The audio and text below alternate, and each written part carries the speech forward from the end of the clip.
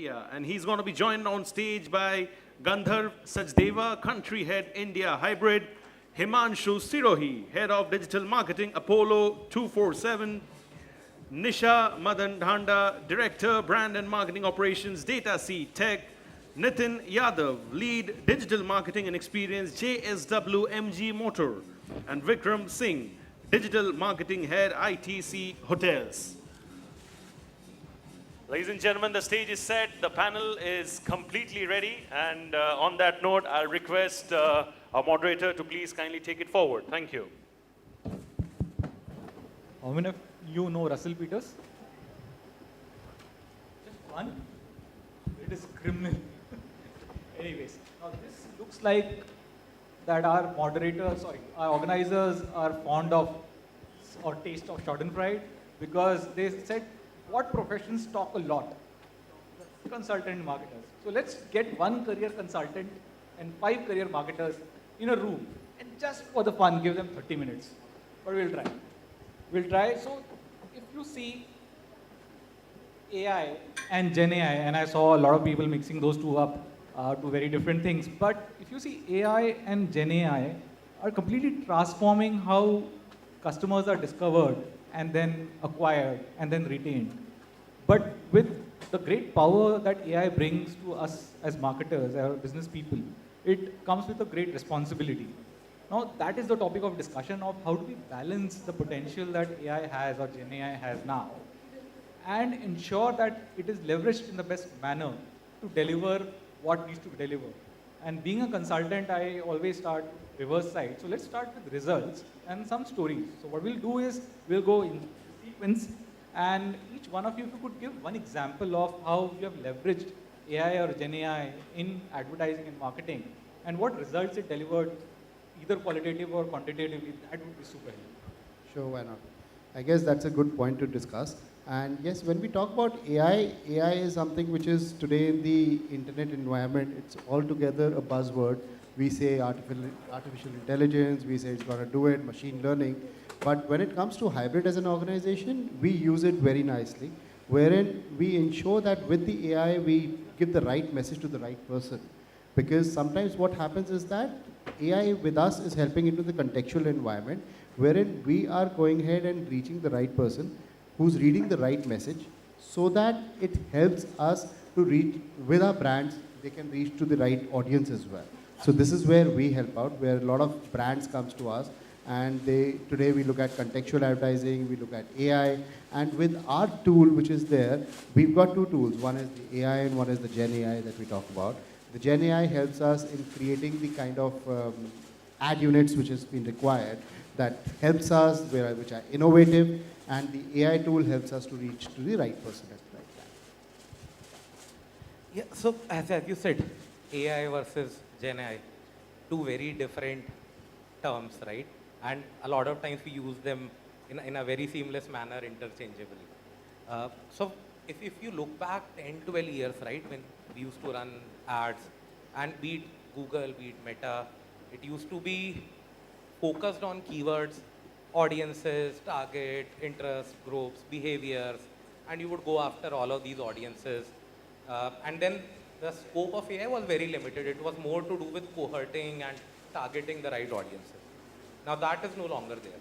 It has transformed into a deep semantic algorithm which understands, be it Google, Meta, or any other programmatic DSP for that matter. We have kind of moved away from cohortization to n equal to 1 personalization of sorts, wherein now all of these platforms understand the user relevance, which asset the user is on, not only the behavior on the asset, across the entire digital ecosystem, wherever they can understand all of these platforms, how the user would behave with a certain creative or a certain value proposition. Now GenAI on top of it kind of gives you a lot of adaptability, wherein you can change your creative on the go basis whatever elements or deep semantic understanding you have. And that's where we at Apollo, again, 2 sides to it. One is purely going out in the market for discoverability and targeting new customers, new users. And that's where both of these elements get involved. We kind of figure out the user persona and then kind of go after them using different dynamically optimize creative using different DCO solutions. And on our own assets, there are different ways we kind of optimize the entire user experience using generative AI. So right from you go to our app, you will see action cards, you will see a lot of different inventories where there is n equal to 1 personalization, where both AI in terms of semantics of the user as well as the contextualization of what creative to be shown. We kind of optimize that whole experience. So on asset is a lot easier Himanshu, versus off in the asset. pre-world and the post-world of the technology that you have used, what kind of number impacts have you seen? So one is, I think you don't need so many people to run all of your campaigns. You don't need so many partners. So a lot of it would be consolidation of resources, wherein you need more productive resources who understand how to kind of use these different platforms and get context and then impart it back to the solution, which targets and does the job for you. Earlier, it used to be more people driven, a lot of insights, a lot of data crunching, and then kind of understanding, then kind of making changes. So it was very reactive versus it's very proactive now with less resources. You can have those kind of impacts. Hi. So for me, I think whether contextual or non-contextual, the traditional advertising consists of three critical things when you talk about the brand, how the brand has been recalled or seen by the people who are your audience. The second is reach, and the third is placement. So what AI and Gen AI is doing this is definitely bringing this very close home to your right audience, right? Your brand voice, the way the brand is understood, the Gen AI is working a lot on that side. So if you talk about the three, the visual, the video, the vernac, the way the language you want to communicate with your audience, Gen AI is contributing in that side. While AI is building onto reaching to the right person, as well as ensuring that it is reached at a right sentiment when a customer is having a right sentiment, you are reaching that. So I think that's where it is playing a very important role for us as a marketer.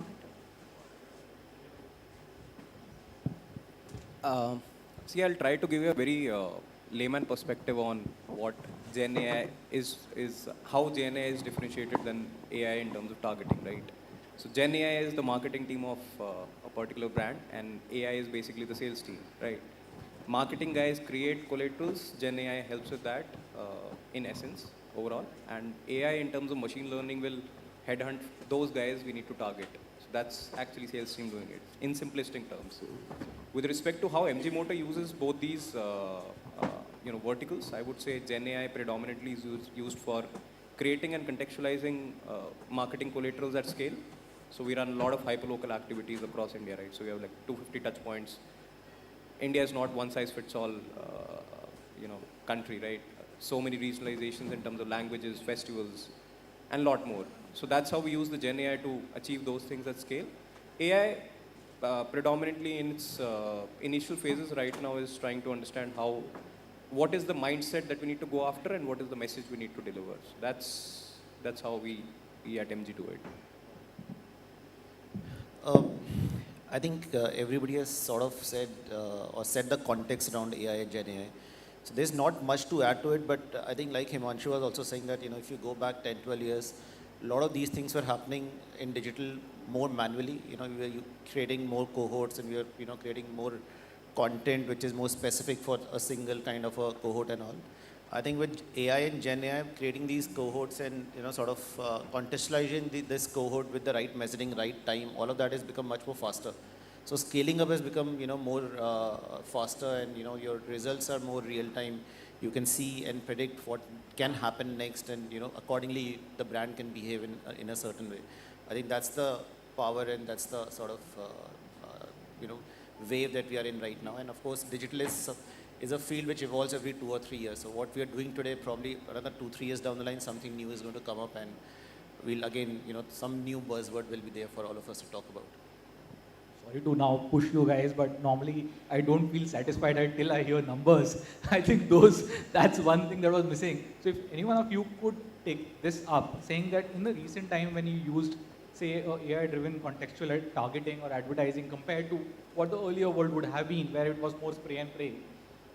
What is the kind of impact difference, and just in order of magnitude that you guys have seen? I know this would be confidential, but in just order of magnitude, if you could share, that would be super helpful.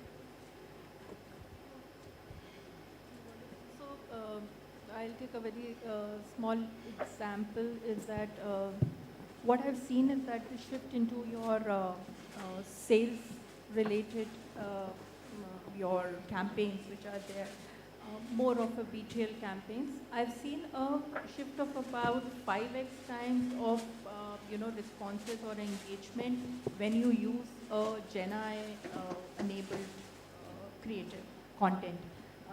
That's largely because the way I was telling you is basically because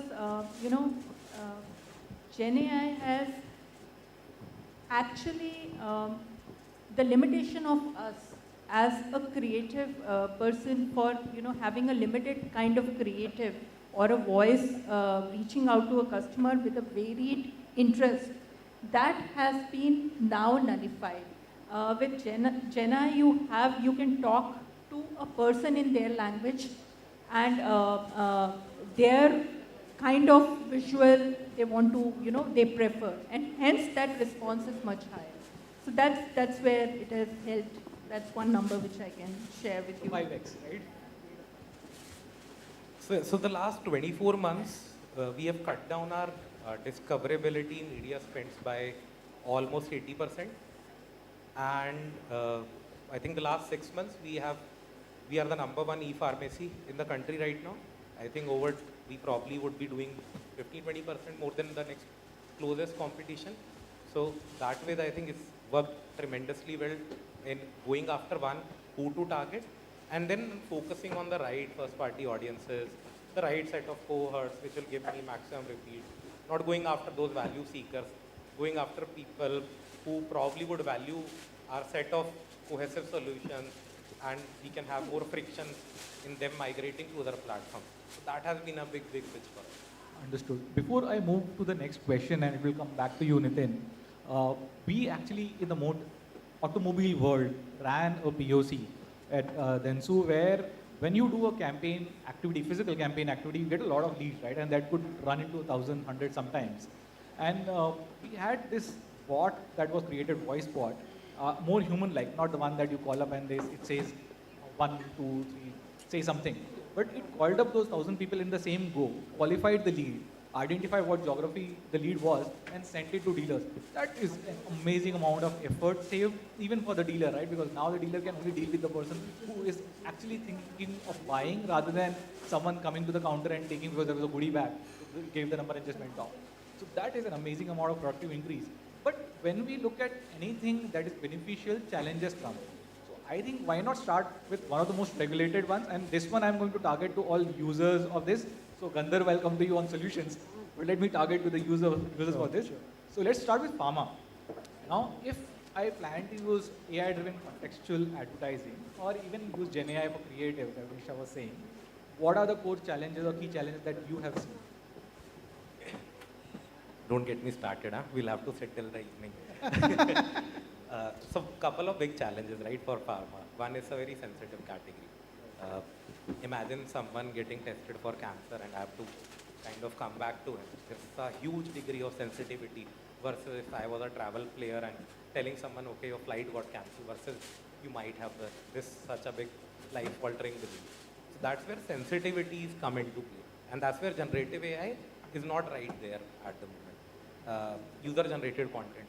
Very difficult for a pharma company to integrate, use generative AI and kind of say that. There's no first-party retargeting. Google does not let us do that. Meta has come with their own set of restrictions on tracking what you can track. You can't track add to carts for now. You can't track purchase events in your funnel if you're a healthcare partner. So all of those restrictions kind of force you in a lot of ways. One big, I think it's a big statement that we have kind of come together and made across the teams is there's a very thin line between making something relevant for the user versus emotional manipulation, which 99.99% of social engines or wherever these media engines, wherever you are using AI, it's more to do with social or probably emotional manipulation to get them to do a certain task versus being highly relevant to that user. And that's where the responsibility comes on pharma as a category, wherein our healthcare, consult, diagnostic, we operate now more into insurance. We are operating across all of these factors where one, primary, tertiary, secondary healthcare, then probably enabling with healthcare with funding instruments. You have an habit of choosing domains which are regulatory tough. You did healthcare, now insurance. Absolutely. So Apollo again has been in this domain for a long time. Now we have re-entered. I understand. Next question would be Manoj to you. Sorry, Vikram to you. Considering the domain that you operate in, and you anyways gather a lot of data from your customers, what are the kind of challenges you are seeing? So, in hospitality, the bigger challenge that we have is sometimes we have too much of data of a customer because people are staying with us, they are dining with us. In most of the cases, they keep coming back to the same brand of hotels also. So in the past, the challenge was how do we first, get this data into this one single party data that we can kind of look at. Also eliminate the, junk data that we had in the system. I think that was the first bigger challenge that we were facing, a couple of years back. Secondly, when we look at AI generated kind of content and, Gen AI kind of content, our biggest struggle is that, we are in the category of luxury experiences. And this category somehow, when we look at the output of AI, it doesn't help us too much. So we are still in that zone where we want to use AI to, to scale up a lot of our media activations and all. But we also have to be slightly careful because, we don't want to make it too transactional. We also want to, keep that element of human and emotion somewhere in between. That's the challenge that we are facing. We're trying to, find a balance in this, but it's a very, very difficult zone for us because of the category that we are in. We have to sell experiences, which sometimes becomes quite difficult, through using AI and GenAI kind of content. That's where we are. Then I'll make a little pointed one for you on this one. Considering that we are bringing DPDP, which is going to be nearly stricter than GDPR, keeping that in mind, what do you think? What would be an approach to handle that? See, it's not too tough for us because we, as an organization, were natively digital first. So, from that perspective, we are pretty sorted because any inquiry that comes to our systems, right, it is validated with a proper consent across channels. So, intrusiveness in terms of not having consent and still trying to reach out to the customer, it's not a habit that MG follows. Yes, personalization based on data of how the customer is, how the customer behaves and who the customer is. That's a change that we have inculcated with EY right now. We're working with them to kind of, look at overall systems of ours and basically changing it as per the law. So there's no avoidance in that front, right? Understood. Now, Gandharv, this is where you come in. Considering the different problem statements that our panelists have shared, considering that you provide a product to brands and agencies to do AI-based contextual marketing, what are the safeguards that have been put in place, or what are the solutions you're putting in to take care of these? Sure. So, I was just listening to you about your problems and your problem statements as well. So, what we over here do is that we look at a lot of, we've been talking about contextual advertising, we've been talking about AI as well.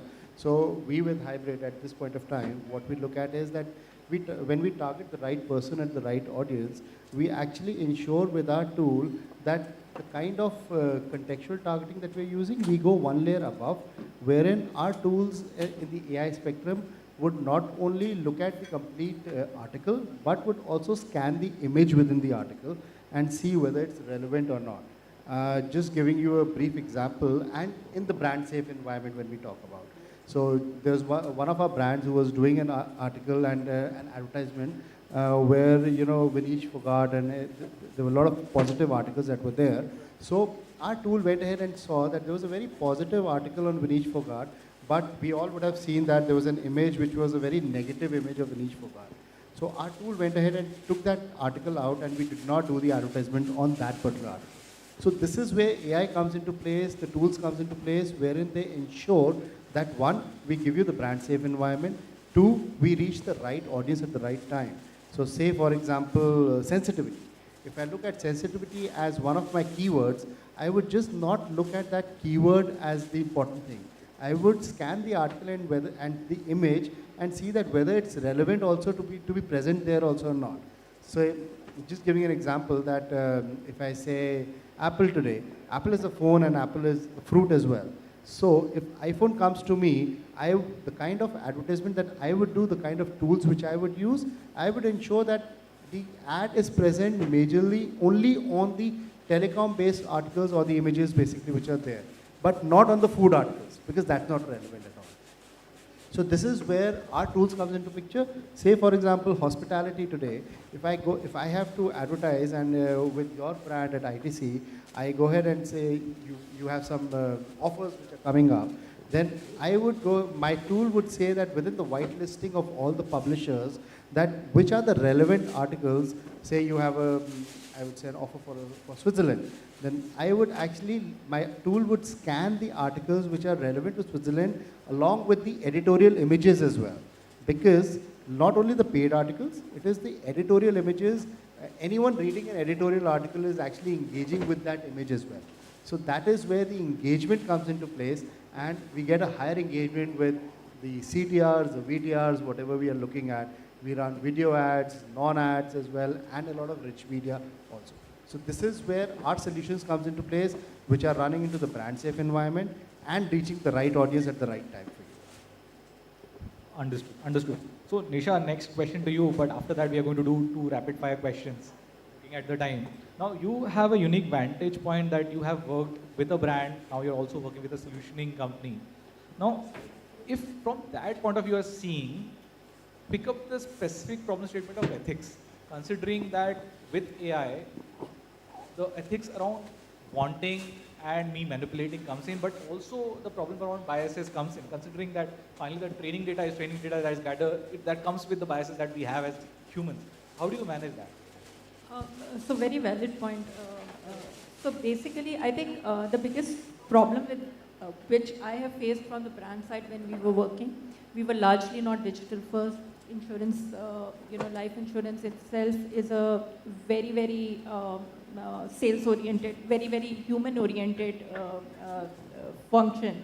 So the data enrichment which happens is very limited, right? Now, the biggest challenge which we have developed which we faced was the bias when you are training a AI modeling. So there are certain kinds of biases which are there. I think that's going to be with a lot of data regulations coming in, with more, organization relying on their own personal data, this is going to become more and more relevant, right? The behavior which a person is, the organization is viewing is of his own customer, and hence the AI training also will happen. So this is where I feel that the advertisers as well as the solutioning companies would play a very important role.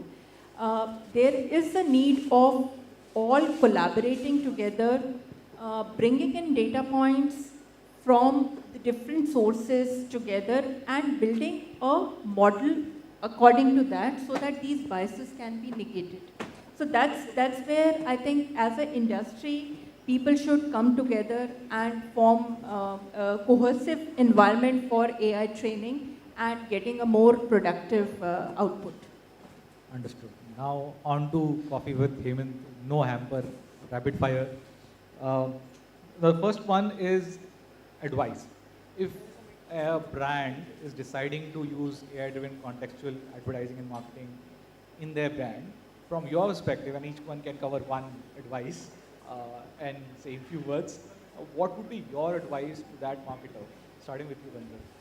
My advice is that we need to use the right cohorts, the right keywords, because without those right keywords, we cannot reach the right audience as well. So we need to ensure that those keywords are relevant as well, because relevancy is the most important thing. I think so for us, for me, advice would be, if you are a brand, don't follow AI for current topics and trends. That is not gonna make the cut for you. I think probably be strategic, creative, ethical, basis whatever models you have It's not a one-size-fits-all solution. Build it for your own brand. Don't go after whatever others are doing. My advice would be, I think segmentation becomes very, very important now. You have to understand the behavior, the consumer behavior, and then play at your contextual thing. So like earlier you were saying, Himanshu, that 12 years back or 20 years back, our screen time was limited to electronic media. Screen time was limited to 2 hours to 3 hours a week, which is 7 hours a day now. So that's decreasing the attention span of a person which is viewing your banner on any media. So that's where, so unless and until you segment it and you are targeting exact kind of communication to a Gen Z or a millennial or a boomer, that kind of segmentation is very, very important now. See, I'll give a very overarching perspective on this because the finer nuances being the industry. Everything is overarching and first principle with you. I try to, kind of define the layer which is above. So like Gandhar was saying, right, that we have an AI layer which is above the market. So I try to give that perspective. But it's very simple. It's a 3M approach in my point of view. Creating the right message and targeting it to the right mindset on the right medium. And that's what I think AI is able to fulfill right now. Got it. I think the only thing I'll say is that ultimately, it is a technology, that we are depending on, but it's the people who are going to drive this. So how we drive this, how we use AI, it's still up to us. Be open to experiment, but ultimately try to do it in the right way. Be ethical as a brand. I think that's very, very important now. Got it. I think my last question was around future, but that seems to be bright and good job, folks. I think we are just up by 10 seconds. So being a consultant and marketer all our life, we have been able to complete within 30 minutes. Thanks for your time. Thank you. Thank you. Thank you.